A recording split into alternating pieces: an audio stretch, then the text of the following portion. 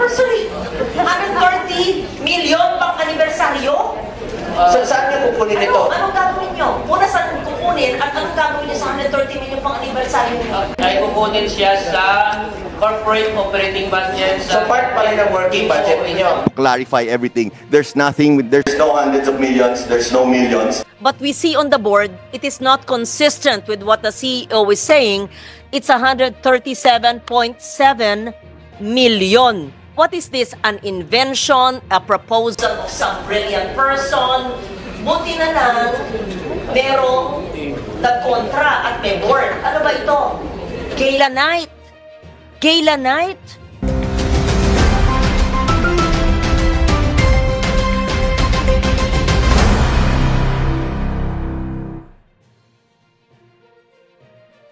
Magandang gabi mga kabalitaan. Huli ka na naman sa balita, no? Narito ang latest Congress hearing. 1 trillion? Pakipaliwanag. Yes po ma'am. Mr. Chair, again, ito yung members equity po, ang backup po niya yung ating assets. Now sa total assets of 628, yung investment po natin, investment po. Kasi ang ating asset ay classified into two.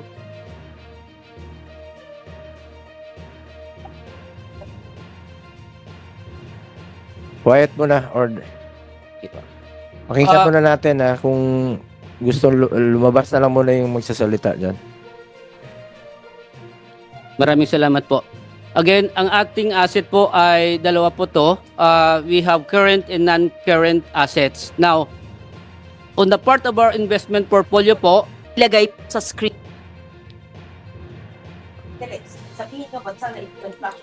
mayroon pa tayo. Papapakita natin doon. Papakita natin doon. Papakita natin doon. Sige, pakibasa ko. Ma'am, Mr. Chair, Honorable Ligarda, again, dalawang klase po yung ating assets, current and non-current assets. Now, as mentioned by our PCEO, the total investment portfolio, 489, dito po siya nasa asset po. So, ibig sabihin, our reserve and our surplus, ang backup niya ay ang ating assets. Now, sa asset po nito, malaking 489. Opo, malaki. Assets. And these are current assets. Investment portfolio po yung Kaya nga, 489 po. 489. Opo. Investment portfolio. So, Ibig sabihin, ito po ay cash na ini-invest po ninyo para ini-invest po nyo sa bangko, sa financial institution na meron pong interest. Tama ba ho? Opo. Okay? I-breakdown po natin, ma'am. Ano po? I-breakdown po natin. One question lang. Anong Sige. kinoconsider mo ba ang PhilHealth as negosyo o medical insurer? Health insurance po tayo. Health. Opo. Very clear po sa amin na health Paintindi insurance. sa mga kababayan natin. At pangalawang tanong, saan nyo kukunin ang inyong working budget for next year na 200, how much is that? 280? 281. Saan nyo kukunin dito sa sinasabi ninyo? Opo. The source of our 284 corporate operating budget sa year 2025, estimated direct contribution of 203 billion, investment income of... Direct contribution, ito yung amin. Amin to. Atin po, atin. Atin yun. Opo. Kaltas sweldo natin. Opo. So, yung sweldo natin, yun, ito yung sa working budget ninyo next year. Opo. Kasama Nakolekta na to, hindi pa? That is estimated po. Estimated pa. Kukolektahin pa. Sa 2025 po. Out of 283, magkano? 284 po. 203 ay estimated. Yung 81, saan nyo kukunin? Ang, again, yung other portion, may investment income estimated at 20 billion, Mr. Chair. And the difference of 48 ay kukunin natin siya doon sa surplus. Sa surplus na siya. 48 billion yan. Sandali So, po. may pagkukunan kayo? Opo, may Can you pagkukunan assure po. the public na makukuha to? Yes po, Mr. Chair, Honorable Yung, Ricardo. yung 30th anniversary, saan kukunin? Hindi nyo pa sinasagot. 30th anniversary Yung po, gastos nila sa 30th anniversary. kasama po siya dapat sa COB 2025. But, Saan na kukunin doon sa pondo na yon? Anniversary. The board approved the 323 for the stamp. Saan na kukunin doon? 323,000. Doon kukunin sa inyong working budget itong Okay. gastos sa anniversary. Doon kukunin. Mr. Chair, as discussed kagabi sa House, that 323,000 galing sa 2024 extended validity. Yun muna yung in-approve po ng management and ng board. Magkano yung expected... Bigyan ko kayo ng chance naman to explain. Magkano yung expected or projected yun ang gastos sa anniversary niyo? Magkano? Mr. Chair, the initial proposal ay 138 million proposal. Initial. Para saan po yun, Mr. Chair? Anniversary na ba? Anniversary po. Anong anniversary? 130 million pang anibersaryo? Saan nyo kukunin ito? Anong gagawin nyo? Una, saan kukunin at anong gagawin nyo sa 130 million pang anibersaryo nyo? Mr. Chair, Anibersaryo pang bigay ng additional package. Hindi, anniversary celebration, ma'am. Ang tanong ko lang kung saan nyo kukunin ito. Sa part ba ng working budget ninyo kukunin yung 138? That's criminal. Mr. Chair, Anniversary. ito po ay again proposal pa lang. Proposal, kaya nga, kung matutuloy ito, saan kukunin? Ay kukunin siya sa corporate operating budget. So part pa rin ng working budget ninyo. Yes po. Ilang pasyente matutulungan yan? Yan, ang pinapakompute ko sa inyo. Baka naman pag, benefit naman na, Mr. Chair, anniversary budget, third year sa sila, 137 million, 138 million. Siguro naman, hindi naman yung Christmas party or celebration. Siguro naman hindi biyahe. Siguro naman hindi pagkain ng mga officers. Siguro, ito ay pagpalaganap ng mga package, di ba po? Ano ba yung 138 million? Wow. Mr. Chair. Ano ba? Mr. Chair, sorry. Pakisalit lang, no? Yes. Yung 138 million, saan gagamitin at saan nagagaling? Tapos balik sa tanong ko na yung 600 billion at 431 billion, hindi pa rin maliwanag kung pareho pa to o iba po. Mr. Chair, we'll just explain very quickly, just for the purposes of to expedite the discussion. What was approved by the board and what was decided in PhilHealth already is the budget for the 30th anniversary was brought down to a few 100,000 pesos only. So maybe we can just clarify everything. There's nothing, there's no hundreds of millions, there's no millions. So just so that we can continue with the discussion, please. What is this on the board? Yun ang tinanong ko kanina. Sabi mo, you will explain it later. Yes. So nauna nyo pong sinagot yung mga tanong ni Senator Ligarda kaysa sa mga tanong ko na hindi pa rin nasasagot until now. Pakisagot mo na. So just to answer nga very quickly, Mr. Chair, we're only planning to spend a few 100,000 pesos for 30th anniversary. Yan lang po, wala pong mga excessive spending. So ibig sabihin, just to simplify the discussion. Projected pa lang ito. Actually, may mga proposals, but Hindi pa natutuloy. So good. Thank you for asking that.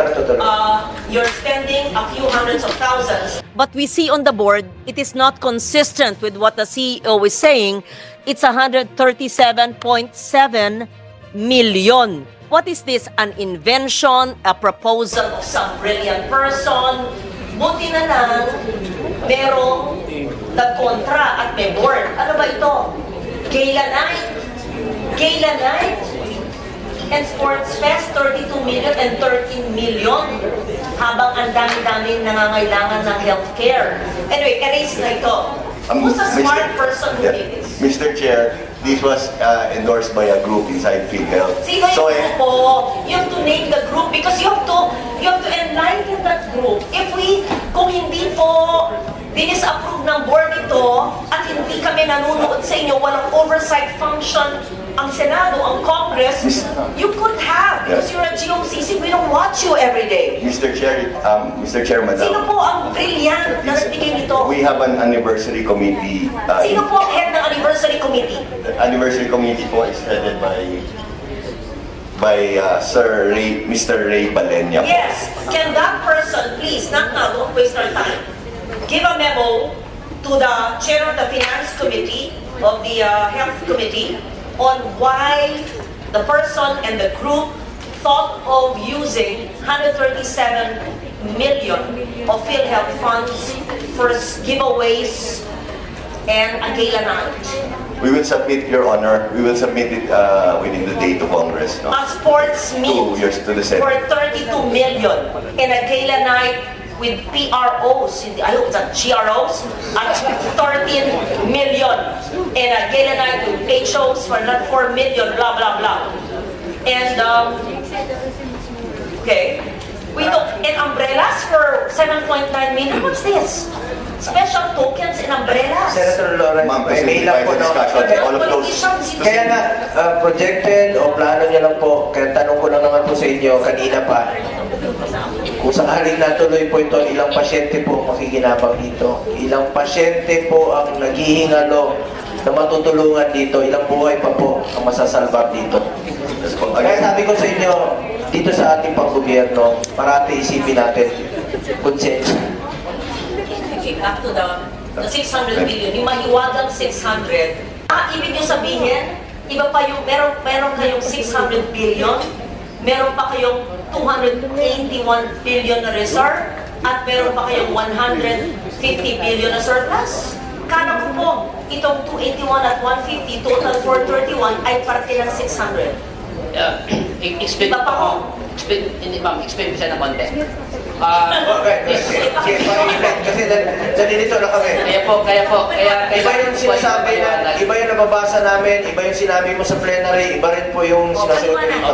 Ano, para sa kaalaman po ng mga kababayan nating nakikinig at nangangamba sa kanilang benepisyo mula sa PhilHealth, paliwanag ko po ano yung 600 billion. Kung parte ba itong 431 o 489? Paki-simplify lang po. Yes po. Huwag niyo pong lituin ang ating mga kababayan. Yes po. Ang pinag-usapan po natin dito actually kung sa accounting po balance sheet to. Balance sheet, we have the assets equals liabilities plus equity. So this equity, ang pinag-usapan natin na surplus and reserve is part ng members' equity. So sa kabilang right side po siya. Now, ito pong dalawang ito, That's 281 and 150, 431 ha? Opo. Okay po. Okay po. Yung back up nito o sa kabilang banda niya, yung asset po natin, ito yung sinasabi na 600 po. We have as of September 628.2 billion asset, total asset po. When you say total asset, that is cash in the bank. Cash, non-cash, including mga properties po ng korporasyon, Teka. total po to. Hindi. Yung 600 na yan, bigay nyo yung breakdown. So, ibig sabihin, 281 and 150, 431 million, iba pa sa 600. So, meron kayong 600 plus 431. Ha? Saan niyo So, kukunin? mali pala ang balita. Hindi lang pala 600 ang meron kayo. 1 trillion. Ma'am, 1 trillion. Sabihin na nyo. explain ko ma'am. Sige, paki-explain mo lang. Explain ko po ma'am, Mr. Chair, explain ko lang sa content. Again, 628, babalance ito because again, the asset should be total to the liabilities and members' equity. Now, on the part of the asset natin, we have 628.2 as of September. Sa 600, Ulit.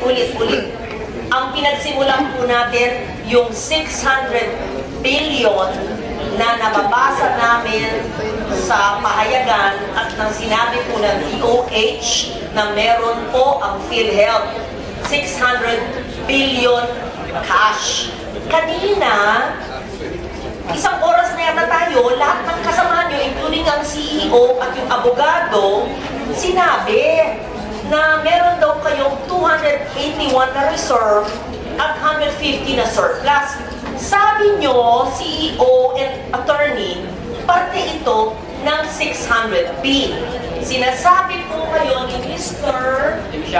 Yes, nahiwalay pa ito maliban sa 600B. So, ibig sabihin, ang assets nyo, cash and non-cash, ay 1 trillion. Pakipaliwanag. yes po ma'am, Mr. Chair. Again, ito yung members equity po, ang backup po niya yung ating assets. Now, sa total assets of 628, yung investment po natin, investment po.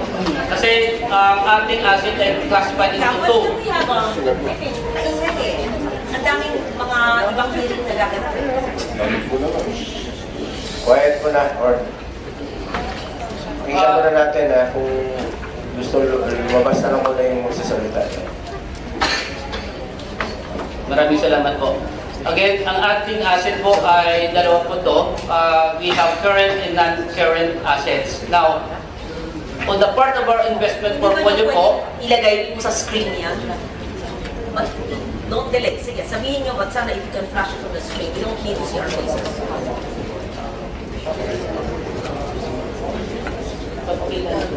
Sige, pakibasa ko. Ma'am, Mr. Chair, Honorable Ligarda, again, dalawang klase po yung ating assets, current and non-current assets. Now, as mentioned by our PCEO, the total investment portfolio, 489, dito po siya nasa asset po. So, ibig sabihin, our reserve and our surplus, ang backup niya ay yung ating assets. Now, sa asset po nito, malaki 489. Opo, malaki. Assets. And these are current assets. Investment portfolio po yung 489. 489. Investment portfolio. So, ibig sabihin, ito po ay cash na ini-invest po ninyo para ini-invest po nyo sa bangko, sa financial institution na meron pong interest. Tama ba ho? Opo. So, I-breakdown po natin, ma'am. Ano po? I-breakdown po natin. One question lang, ano, kinukonsider mo ba ang PhilHealth as negosyo o medical insurance? Health insurance po tayo. Health. Opo, very clear po sa amin. Paintindi mo sa mga kababayan natin At yung pangalawang tanong, saan nyo kukunin ang inyong working budget for next year na 200, how much is that? 280? 281. Saan nyo kukunin dito sa sinasabi ninyo? Opo, the source of our 284 corporate operating budget sa year 2025 estimated direct contribution of 203 billion, investment income of... Direct contribution, ito yung amin. Amin to. Atin po, atin. Atin yun, Opo. sweldo natin. Opo. So, yung sweldo natin, yun, ito yung sa working budget ninyo next year. Opo. Nakolekta na to, hindi ba? That is estimated po. Estimated pa, kukolektahin pa. Sa 2025 po. Out of 283, magkano? 284 po. 203 ay estimated. Yung 81, saan nyo kukunin? Ang again, yung other portion, my investment income estimated at 20 billion, Mr. Chair. And the difference of 48 ay kukunin natin siya doon sa surplus. Sa surplus na siya. 48 billion yan. So, may pagkukunan kayo? Opo. May Can you assure the public na makukuha to? Yes po, Mr. Chair.